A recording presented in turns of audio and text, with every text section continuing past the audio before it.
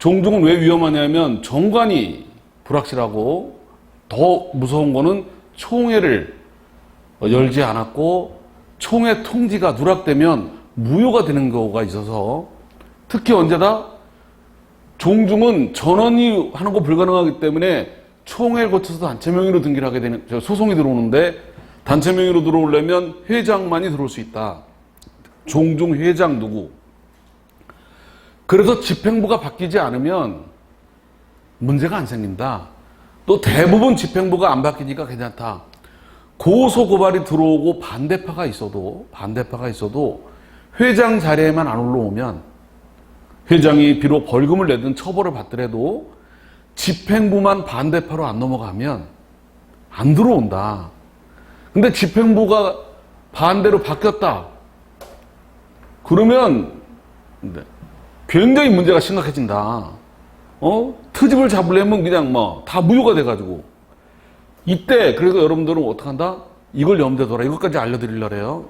이건 지금 내용도 전문가들한테만 얘기하는 내용인데, 종중에서 이런 걸 이유로 소송이 당하는 경우가 의외로 많아요. 그러다 보니까. 적폐, 집행부가 바뀌어서. 옛날 집행부를 다 불신하는 거야. 그냥 다 해먹은 거로. 소송을 당했을 때 어떻게 답변한다?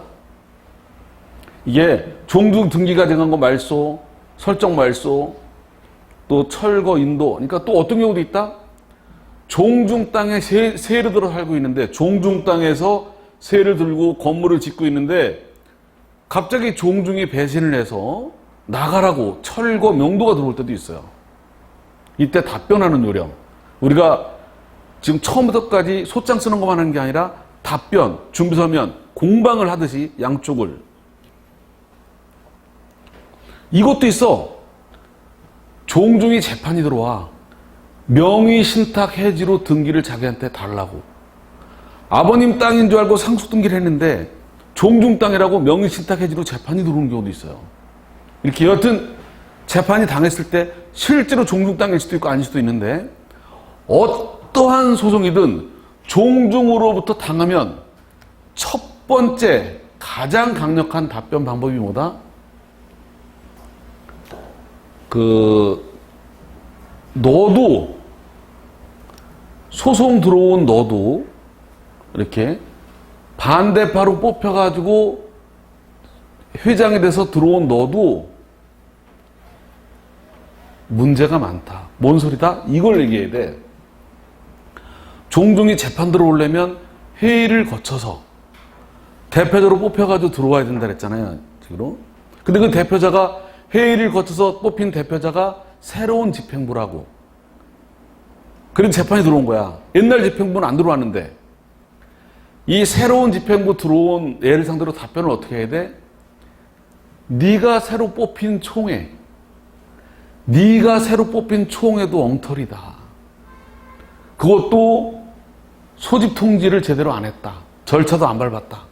이거는 직권조사 사항이야. 적격의 문제고. 이게 가장 큰 방어 방법이다. 제가 한번 맨 밑에 거 사실은 종중 땅 같아. 자기는 있는지도 몰랐어. 근데 종중 땅이니까 명의신탁 해지라고 수십 명을 상대로 재판이 들어왔어. 땅도 여러 개고. 이분이 여자 군인이었어. 영문도 모르는데 갑자기 오니까 답변서로 오는 데서 어떻게 해서 내가 답변서로 네가 새로 소송 들어오려고 열었던 총회랑 뽑힌 대표자도 엉터리다. 무효다. 이렇게 되면 어떻게 알아요? 원고 청구가 각하돼요. 각하. 소송을 제기할 권한이 없다 그래가지고 총회를 제대로 안 열었고 답변서를 냈더니 우리만 빼고 다 등기 가져갔더라고. 우리 거는 소를 취하고. 이게 굉장히 무서워요. 이거 입증하는 게. 그러니까 우선 뭐를 얘기해야 돼? 정관이 요새 만든 정관 같아. 원체 정관 같지가 않다. 두 번째, 종원 명단을 좀 내봐라. 종원이 몇 명이냐? 누구냐? 종원 판단이 제대로 안 돼 있다. 세 번째, 종원들한테 총회 연다고 통지를 한 적이 있냐? 통지를 했더라도 누락된 사람이 있다. 우리 식구들 아무도 받은 적이 없다. 19살 넘었는데 이래버리면 어려워져요. 그래서 그럴 땐 이렇게 바꾸는 수도 있어. 진짜 종중이 아니고.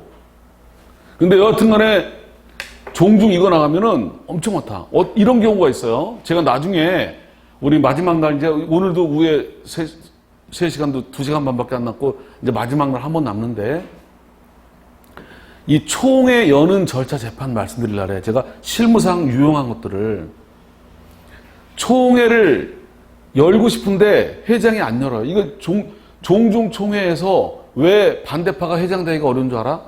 이거는 집행부가 안 바뀌면 되는데 바뀔 때 문제라 했잖아요. 집행부가 바뀌기 어려운 이유가 왠지 알아요? 집행부가 바뀌려면 종중 총회를 열어야 되는 거예요. 종중 총회에서 새로운 집행부를 뽑아야 되는 거거든. 기존의 집행부가 총회를 안 열면 뽑힐 방법이 없는 거예요. 총회는 누가 열게 돼 있느냐?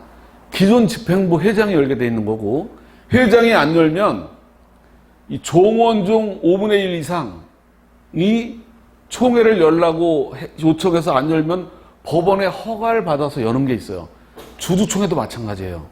제가 주주총회에서 주주총회를 열어야지만 임원을 바꾸는데 기존의 대표이사가 총회를 안 열어.